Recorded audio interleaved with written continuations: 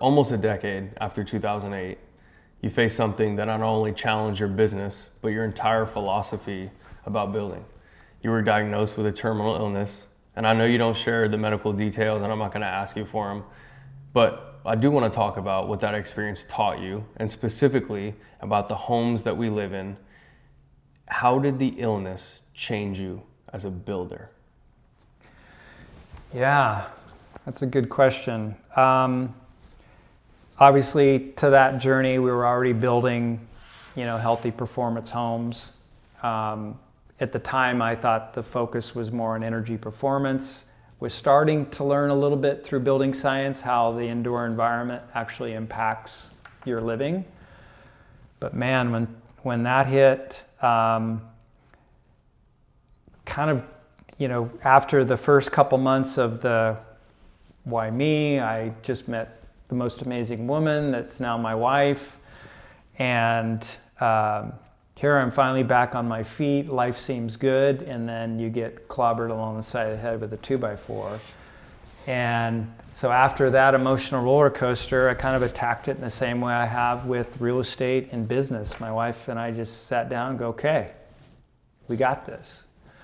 And she's taught me a lot about naturopathic care and other, Chinese medicine and finding alternatives. So I just dove deep. I read book after book after book. I read case studies. I learned all different protocols.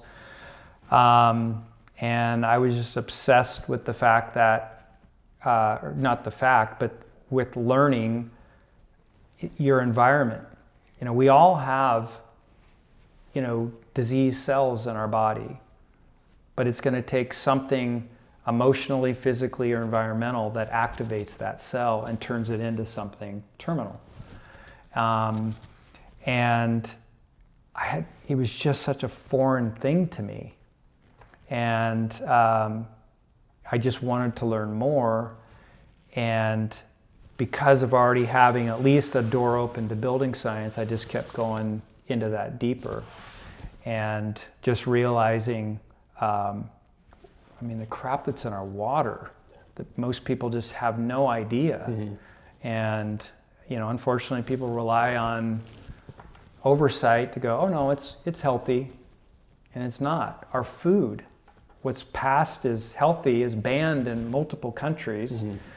But they hide that stuff. Our government says it's safe, so therefore we should just do what they say and eat it. And it's not a anti-Big Brother thing, it's just an understanding and education thing. When I learned our beef isn't even allowed in multiple countries. A lot of our foods are, dairy and things of that nature is not allowed anywhere else. A lot of the things that have been banned in other countries are now, because of our societal awareness here, there's pressure to have the FDA ban certain things. It's mind-blowing.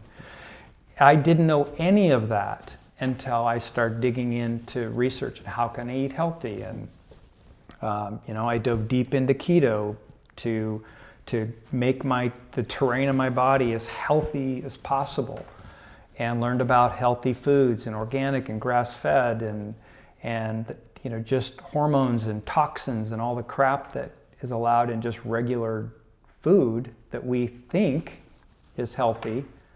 And then when you actually start peeling back the onion, you realize, holy cow.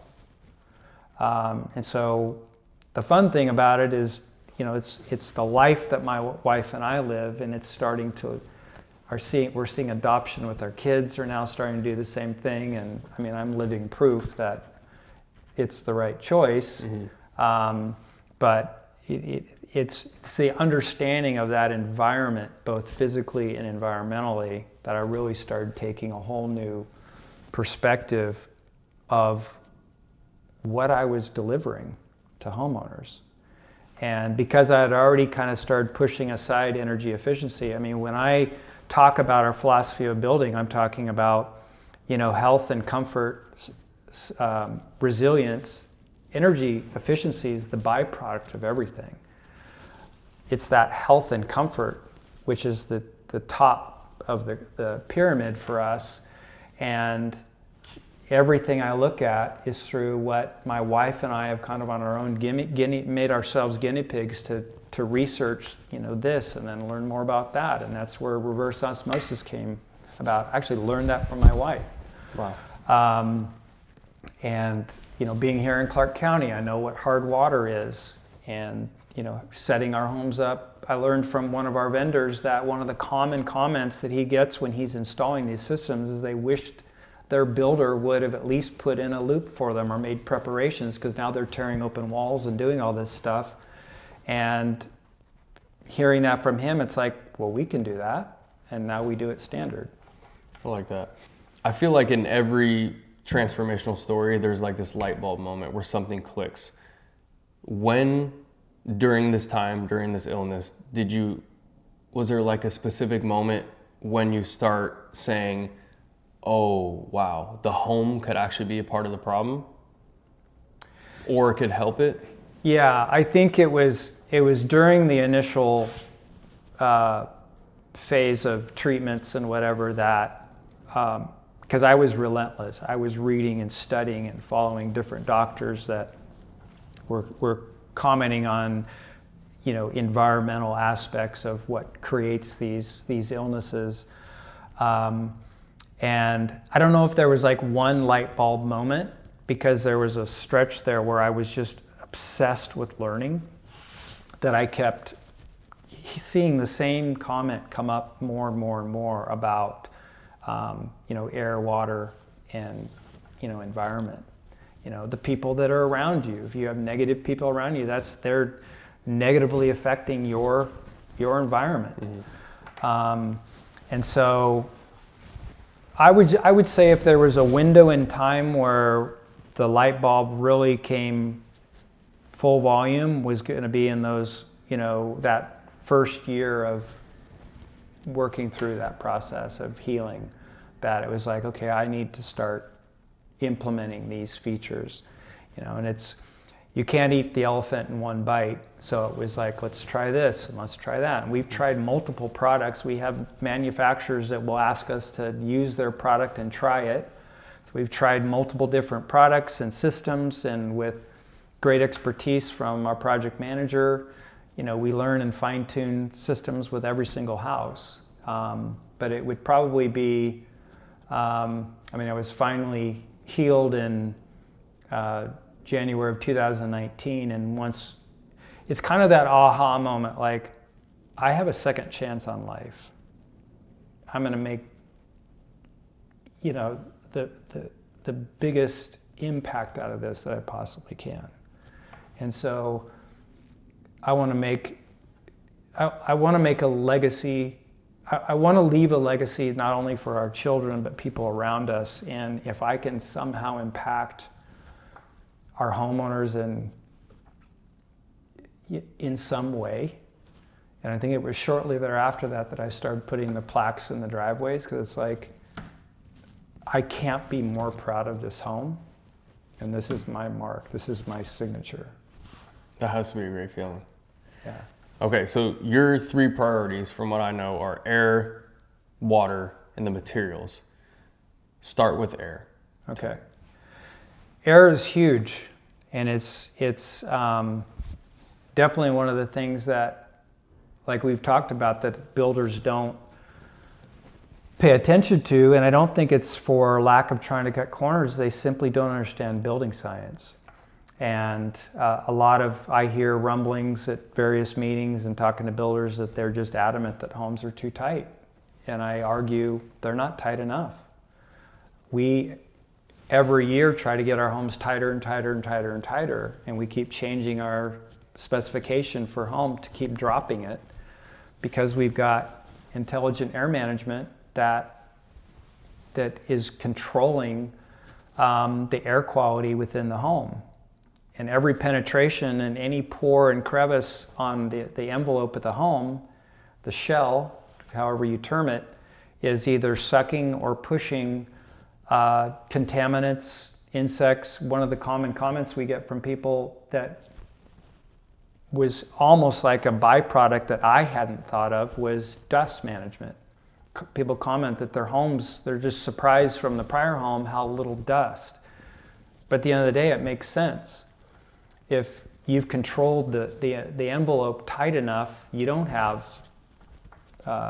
pathways for dust to come in, and more importantly, contaminants. But I never really thought about the dust until I start hearing this comment from homeowners. So I know that there's almost kind of like multifaceted benefit from that. But air management is huge. We're spending greatest portion of our life indoors, and when you've got the EPA considering that it's one of the 5th health concerns for Americans, because the air in most homes and businesses and offices is worse than the air outside the house, that's alarming.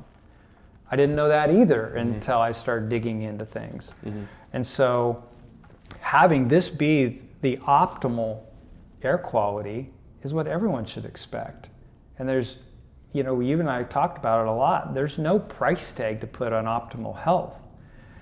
Not to mention, what's the cost of continual doctor visits to maintain the health, when why not just have a sanctuary that's healthy 24/7? I agree. And air is obviously the most critical one. So let's talk about the water. This shocked me. Some of the things I've seen on the EWG website, I've done my own research as well. Yeah. Some of these contaminants that are 4,000 times higher than what's considered safe. Talk to me about water. Yeah. I think if anyone listening to this has not heard of EWG, I always tell everybody that comes in when we start talking about reverse osmosis, plug your zip code in. I guarantee regardless of where you live, you'll be mortified, because it's considered safe, but health officials will disagree. And when you see the contaminants that they've identified, they've researched and done testing on every single public water system in the United States, and they're all bad. Just some are worse than others. And now you see the influence in pharmaceuticals, because they're so highly used in our population. Waste processing plants aren't capable of filtering all that out, so it's making it right back into our public water system. And you know, it's not just me talking. This is research anybody can find. It's alarming. And so that's where we discovered reverse osmosis. It's truly the only system that can truly purify out those impurities and give you, you know, pure water. The Brita and the refrigerator filter, it doesn't cut it. It might make you feel good, but if you're truly concerned about pure water and microplastics and heavy metals, and they'll get some metals out, but to me, the microplastics and the pharmaceuticals and the carcinogens and those types of things, those have to be filtered out, and the regular filters will not do that. A lot of whole home water filtration systems won't do that. It's the technology in that reverse osmosis that actually can do that. Talk to me about the materials. What's actually in the products that, you know, most builders are building with versus what you build with? Yeah, so you know, for instance, I mean, we are a James Hardie market, but we specifically specify James Hardie. We won't allow anything built or installed on the exterior of our homes that's not rot resistant. There are wood trim products that admittedly we used when we started too, because that's what the builders that I learned from did, that will literally rot out in, you know, 5 to 10 years. We want to build a home for generations, so everything on the exterior has got to be rot resistant. And you know, cabinetry, formaldehyde free, low VO or no VOC paints and caulks throughout the home. We are very conscious of that off-gassing. Everybody thinks they like the new car smell, but all the new car smell is off-gassing that they're inhaling. Wow. And when you start really getting granular on some of this stuff, you know, furniture, that really potent finish smell, that's gas that you're inhaling, and it is not healthy for you. But we get a feel-good sensation because it's brand new and we're smelling that new sensation.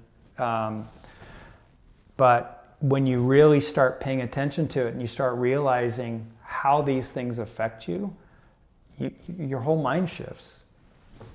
A near-death experience, kind of surviving this, right? What does that actually look like in practice today, and how do you build now? Yeah. What it looks like today is our whole focus is on the health and wellness of our homeowners. And it kind of, lack of a cliche, it's I'm walking the walk. It's how I live my life. It's how my wife and I live. It's how we're encouraging our kids to live. And if I can depart any of my discovery to educate our homeowners and create that environment, I mean, that's the legacy that I want to leave. And I just find in talking to people, they just don't know what they don't know. Mm. And, I don't want to be the pusher of knowledge and you got to know this, but I want to be able to make enough preparations in the home that I at least raise the question, well, what is that? They don't have to install the reverse osmosis, but I've prepared it for them. And I have enough content to show them the value, how it benefits them, but no one has to do that. The whole house water filter or water softener system, they don't have to install it, but I've made it easy just to plug and play if they want to. But I feel like I keep opening the door. I think an educated consumer makes far better decisions than someone that just doesn't know what they don't know. Mm. And we've got placards all around the house here explaining the why and what the feature is. And some walk in and they go, oh my gosh, yes, I've got to have reverse osmosis. I read that too and it's horrible. And other people are like, God, I've never even heard about that. Well, if I impacted that one person who didn't know, then it was all worth it. Mm-hmm.